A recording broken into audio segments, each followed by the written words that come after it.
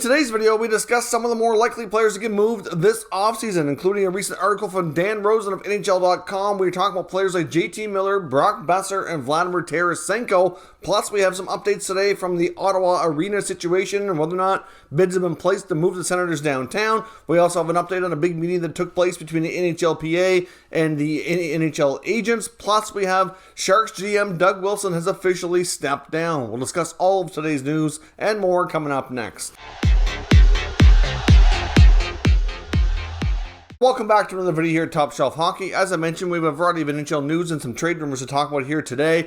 First up, we have some injury updates going into tonight's action. Now, of course, we have guys on the Avalanche that are likely going to be getting back soon, but not quite yet. Nazem Kadri reportedly has made good progress and is getting close to returning. And Gabriel Landeskog has started to skate, which is promising news for him. The Avalanche captain is hopeful to be back around the beginning of the playoffs, where he needed knee surgery. They did time things so that he would hopefully be able to return either for or around or game one of the first round of the Stanley Cup playoffs. So we'll have to see on that, but at least a couple of key players making some good progress there for Colorado. We update on Florida Panther defenseman Aaron Ekblad, who's also a big part of that team as well. Also went down with another serious injury, but not quite as serious and as bad as this happened to him last time. But Ekblad has been making some progress towards return and is hoping to be able to come back early May. So I'm not sure if he'll be, again, ready for game one. Same goes for Landeskog, but there should be available for the first round of the Stanley Cup playoffs. Senators young star Tim Stützle is a game time decision for tonight. No word yet on if he'll play. By the time this makes it to YouTube, the game very well will likely be underway. We'll know the answer to that, but he is suffering the lingering effects of a knee injury. He did play through it after last night's He did play through it after the end of the Montreal Canadian game, but, it's something that he's kind of been bothering. He did practice this morning, but still, it's kind of an issue where it's still bothering him, but we'll see if it's worth him continuing to play through it, where, obviously at this point they're out of the playoffs. You want him to be healthy, so hard to say what's best there. Brendan Gallagher had some, not so nice post-game remarks about Timmy Stützle, talking about him laying around on the ice and everything, but if you really watch that hit from Nick Suzuki, I'm not saying Suzuki was really trying to maliciously, go after Stützle, but the way things went, it was a knee collision. Tim Stützle did not dive on the play like some people wanted to say, and I'm sure that it hurt. Now, the fact that he played through it and got back out there on the power play, I know it's what kind of caused all the commotion, but, at the end of the day, he is legitimately hurt here, and has he built up a reputation for sometimes, kind of diving a little bit? Yes, he has. And you know what? He's gotten really good at drawing penalties, something that Brendan Gallagher should know all too well about. I mean, he's the king of it himself. And really, we've seen Gallagher and some of his teammates in the past flopping around on the ice there a fair bit as well. So as much as what Gallagher was saying wasn't really untrue, it just seems funny coming from him, who's kind of prolonged his career being hard to play against and drawing penalties and doing a lot of the same things. But, I guess we'll see. Obviously, that's going to intensify that rivalry here a little bit. Unfortunately, neither team are in a playoff mix, or it could get, more heated and more, noteworthy going forward. But we'll see where it goes, if anything. But does Tim Stützle need to watch his reputation for his behavior on the ice for that? He absolutely does, and you don't want to be getting a rep like that, because eventually you won't get the benefit of the doubt anymore, and it'll go backfire on you when there are legit calls. Referees might be more inclined to put their whistle away. Now, on to some other news here today, where there was an update from the NCC regarding bids received for the LeBreton Flats, development, which is hopefully, going to be great news for the Ottawa Senators to eventually get their arena and be downtown, but it was really not overly noteworthy. They didn't really want to say a whole lot.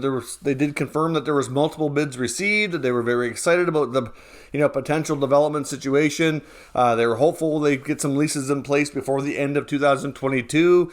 It sounds like they were kind of hopeful to have some decisions made and maybe some announcements around sometime in June. So we don't really know a whole lot. We couldn't get official confirmation that the Senators put a bid in, but the fact that multiple bids were received, you would think they'd be one of them. They're rumored to be one of them, but they won't confirm that. So at this point, we're going to have to wait probably a fair bit time longer. It could be until June before we really know for sure what's going on, if they bid and how it's looking and what the odds are of them getting down there. In terms of Senators ownership, I know there's been tons of questions, obviously, since Eugene Melnyk passed away here recently. And Daniel Alfredsson was a guest on the Wally Mathot Show, which is a podcast and YouTube show from Mark Mathot and Brent Wallace, and they did ask him point blank about the situation, and he obviously talked a bit about his past relationship with Melnyk, and he also did say that he's been approached by multiple groups to be a part of that are, interested in purchasing the Senators. So that is no longer just a rumor. We've heard rumors multiple times saying that there's, anywhere from 2 to 4 groups that are interested in buying the Senators, and that they were trying to get former players like Daniel Alfredson, Chris Phillips, etc., involved to be either part of the investment people, so like to be part owner, or to be willing to come back with them and be in some sort of executive role. So obviously he does confirm now. He doesn't say that he's really close to making a decision. Basically, he said that they were brief conversations, nothing serious, and that he's really not sure what he's going to do. But ultimately, he did say, because it's been brought up by Brent Wallace in this interview, and we've heard other people say, which is true, that a big step for the Senators would be to kind of rekindle that relationship with their former captain. He still lives in Ottawa. He's still a big part of the community. And I think he's very much interested in being a part of it. It just couldn't work with Melnyk. They just had too many different views on things, and it didn't really quite work out. But he did say that if he was approached by new ownership about an opportunity to work with them, that he certainly would listen. No guarantees. He doesn't really know what he wants to do. But it was still very promising updates. At least, there's a little bit of truth to the rumors that there are multiple groups out there certainly, interested in buying. Of course, we don't know how serious things are going to get, because clearly Melnyk's family has to make a decision on what they want to do, if they'll even listen to people that want to buy or whatnot, or how that's going to work for right now. So time will tell in the future, but at least what we did here is positive, but there's still a lot of question marks and a lot of things we don't know, and it may be some time before we do. Now, of course, as well, we mentioned there was the first update here between the NHLPA and NHL agents. First face-to-face meeting held in Toronto in about 3 years. Normally, they happen about once or twice a year, once on the East Coast, once on the West Coast. They obviously haven't happened for 2 years during the pandemic, and I believe based on how things sounded, it hadn't been, I think, close to a year before that. So there were quite some time before the pandemic hit before they happened. So it's been close to 3 years since this has happened.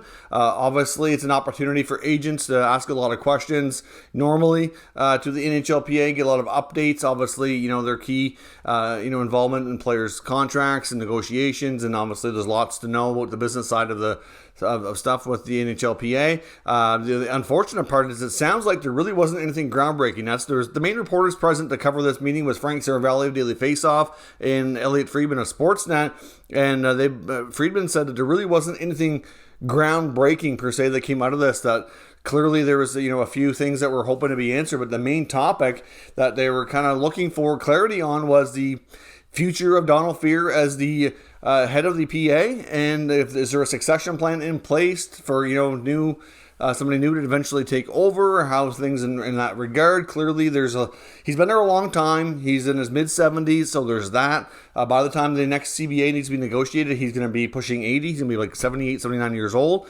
Obviously, after everything went down in Chicago over Kyle Beach, I know the NHLPA does have an ongoing outstanding investigation that's being checked into, and to see basically how they failed Kyle Beach as well, and obviously how that falls on Donald Fehr as a leader of that. So there's lots of questions in regards to that, but unfortunately at the end of the meeting, there was no questions, which is the first, according to what Frank Saravalli saying, that it's the first meeting that he's aware of that they've ever not had a question period. So clearly there's a lot of pressure on Fehr, and it looks as though his time as a leader could be coming to an end soon, but at the same time, the way his contract is structured, there's no end time. It's not like a term position.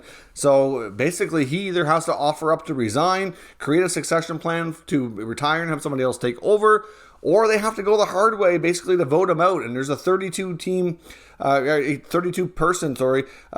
panel board that works with them, a representative from each team, and they would have to go behind closed doors and do a vote, and they would have to have, I think it's 18 or 20 players have to vote yes, and there has to be so many present for the meeting, and it's quite a process, and it's not easy to do. And you've got 32 different players with various different thought processes, and to get all those plenty players on board might not be the easiest thing to do here. So clearly, until we get results of this investigation and all that, it's really all up in the air, and it's really hard to say how this is going to work out? I don't know, but I know Sarah Valley was able to ask Donald Fair and a question after the meeting, because they did come out and see reporters, and he asked about the succession plan, and he didn't say, he basically refused to talk about it. So clearly I think it's fair to say there's lots of pressure. It's the hot topic amongst that part of the hockey world and business world, but we don't really have any further clarity on it, and it could be some time before we do. I think there's another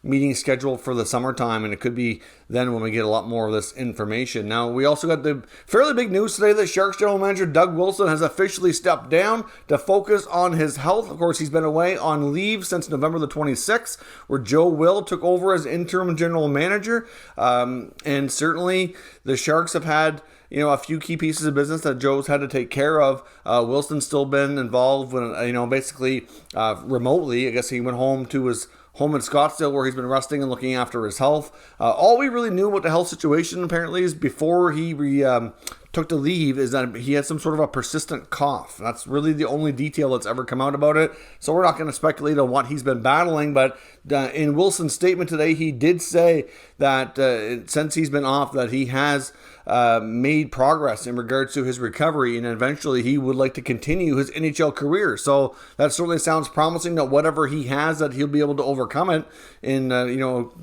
guess look for employment in the future, since this job is no longer going to be his. Whether he worked with the Sharks again in some capacity wouldn't be shocking. He was there for 18, 19 years, had a great relationship with the owner. We'll see where things go for Doug Wilson on a work basis once this is all cleared up. Like I said, we don't know the full extent of everything, but the team and the owner did put out a statement saying that the team is going to basically have an extensive external search for a new general manager. And I know Pierre LeBrun talked about this today as well. He does expect it to be fairly extensive, as many as a dozen candidates. They're going to take their good old time and want to make sure they get this right. Clearly, Wilson was in this role for a long time. The owner, the interim GM, Joe Will, as well as the team president will be the three parties involved with selecting the next GM. There's lots of candidates they're going to want to talk to, and if it takes, ideally you think they'd want to have something lined up by the NHL draft and free agency, because obviously that key person will be making a lot of key decisions this summer. But LeBron even indicated that if it takes longer than that the current leadership group that's looking after things can try to navigate through that. I would think that wouldn't be ideal for them, but it's still something that we could see. But really, if you think about it, they have the rest of April, May, June, like 3 months should be plenty of time as teams are eliminated from the playoffs. Whether they're, for half the league will be here at the end of the month when the regular seasons come to an end. As other teams get eliminated, they'll have other candidates that they'll likely be able to talk to. It shouldn't be too long, I wouldn't think. So we'll see where it goes. But Doug Wilson's time as Sharks GM, which was an extended period of time, has officially come to a close. Now, as I mentioned as well, on regards to some trade talk, I just want to take a look at an article from Dan Rosen at NHL.com. It was a mailbag type article where he's asked a variety of different players, and if they thought they would be moved this offseason, if they'd either go by free agency or be traded. Lots of names have been in the rumor mill consistently over the last number of months that haven't moved yet. A couple of names that he said that he felt wouldn't move would be Hawks forwards Patrick Kane and Jonathan Toews. He indicates obviously that mainly because they have a no move clause, that they have to agree to it. It makes things overly complicated, and that he doesn't see it happening. But at the same time, if they agree to it, that changes everything, right? And it's just hard to predict that they would. If I'm Kyle Davidson in Chicago, though, I think it's time to move on and make deals if you're able to, even if you have to retain 50% salary and start this team towards a full rebuild. Because at the end of that, one more year, if you decide it's time to move on then and you don't offer them new contracts, that's your prerogative. That's great, but you get nothing in return. So we'll see where that goes, but Rosen doesn't see them going. He sees it being a little bit less likely. He also said he feels Philip Forsberg will likely stay in Nashville. He doesn't think Nashville would have taken a chance if they weren't super confident that they could get him signed by not trading him at the deadline, so he feels he's staying. And he also said that he felt that Arizona will basically have a change of heart here, that Jacob Chychrun will stay in Arizona. That one I'm going to disagree with, because as far as we know, I think Chychrun does want to be traded at this point. It was kind of disappointing it didn't happen before the deadline, and clearly I think they're trying to cut this team down to have as few long-term contracts as possible, cut down the income, the salary and everything like that. So I think he will be moved myself. Teams he says he feels are likely to get dealt would be JT Miller and Brock Besser, both of Vancouver. Stand a real good chance. Now, of course, Miller, he said, he feels it doesn't make sense for them them to offer him a 7-8 year deal when he's almost 30 years old. And that alone should be cause for concern. Obviously, at the same time, he's performing extremely well right now, and he feels that the value is high, so it makes a good sense for a return. Same with Brock Besser. He feels like the value's maybe not where it needs to be, but at the same time, we know he's not living up to his qualifying offer of $7.5 million that he's due this offseason. So certainly Besser is more one-dimensional than Miller. I think there's a better chance Besser does get traded. I'm not completely sold on the idea that Miller doesn't get extended. I think there's a good chance they will, even though his age, but he's still playing extremely well. I think it's more likely that a guy like Besser or Garland go. Connor Garland hasn't really had a great second half of the year, and I think there's a better chance that he moves myself, but we'll see where that goes. And he also mentions the fact of Vladimir Tarasenko, who has, at this point, as far as we know, has not rescinded his trade request. If the Blues don't have a long playoff run especially, he's obviously had a good season. He's proven that his shoulder's okay. He's proven that he can be healthy and durable. He's going to be down to 1 year left on his contract. Even if St. Louis had to, retain some salary or use a third-party broker, it would be a lot more doable now with 1 year left on the contract as opposed to 2. And if Tarasenko really wants out, he feels that the chances of it happening are much greater this offseason than it was last. That I would agree with. At the same time, though, I won't be shocked if he doesn't move and they do basically kind of make amends and he decides that he's willing to stick it out and stay. I don't know that he would re-sign, though. That's the other thing. The Blues need to look at this from a logical perspective, regardless, and say, especially if they have an early exit in this year's playoffs, is okay. Even if we keep him for the year, that's great. But are we, closer to being cup contenders again? Is he going to want to re-sign? If not, is this, should we, properly use the asset management here and move him? And to me, he's going to have a lot more options this offseason. So to me, I think there's a good chance at least it gets revisited, but a lot of that's going to depend on how things go too as well. So let me know amongst the players here that Dan Rosen has mentioned as most likely to get traded compared to less likely. What are your thoughts down in the comments, and we'll discuss further. If you're new to this channel, make sure you subscribe and stick around. We'll keep you up to date with all the latest news, rumors, and analysis on all 32 NHL teams. Thank you for watching, and I'll catch you next time.